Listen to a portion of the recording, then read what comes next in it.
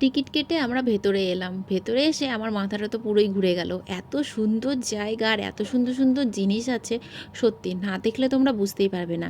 এই যে দেখো, এটা হচ্ছে রানীর শাড়ি, যেগুলো মিউজিয়ামে খুব সুন্দর করে রাখা হয়েছে। আগেকার দিনে কোনো ইঞ্জিনিয়ার ছিল না, তবুও আগেকার দিনের রাজারা যেভাবে বাড়ি বানাতো, তোমাকে যদি সেই বাড়িতে একা ছেড়ে দেওয়া যায় না, তুমি কোন রাস্তা দিয়ে কোন রাস্তায় যাবে বুঝতেই পারবে না। কারণ এই বাড়িতে যদি আমাকে একা ছেড়ে দেওয়া যায়, আমি মনে হয় এই বাড়ির মধ্যেই হারিয়ে যাব, বেরোতে আর পারবো না। এই যে এটা যেমন দেখলাম ভেতরের রাস্তা, মানে মাটির তলের রাস্তা।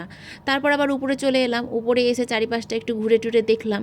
আর এইদিকে বড়গুলোর মজাদার রাজাদের সেই লোহার টেবিল চেয়ারে বসে পড়েছে, বসে কফি করছে। আমার তো মনে হচ্ছিল 3 কাপ কফি করে নিয়ে গিয়ে ওদেরকে দিই, তাহলে সন্ধ্যেকার নাস্তাটাও হয়ে যাবে ওদের করা। আর এদিকে বুলটি আর বুলটির বর দেখো ছবি তুলতে ব্যস্ত। আমরা সবাই ছবি তুলেছি, ভিডিও করেছি, তারপরে চারিপাশটা ঘুরে ফিরে এই যে এখন যাচ্ছি বহরমপুরের দিকে। তো দেখো বাচ্চাগুলো কত সুন্দর স্কেটিং করছে, আর আমরা বহরমপুর যাচ্ছি পাতালেশ্বর মন্দির দেখতে, যেটা সুদীপ্তা বুলটি কেউ দেখেনি। তাহলে চলো বহরমপুরের দিকে যাওয়া যাক। তো এই যে নসিপুর রাজবাড়িটা দেখতে পাচ্ছ, অবশ্য সবাই তোমরা চেনো, অনেকে হয়তো চেনোও না।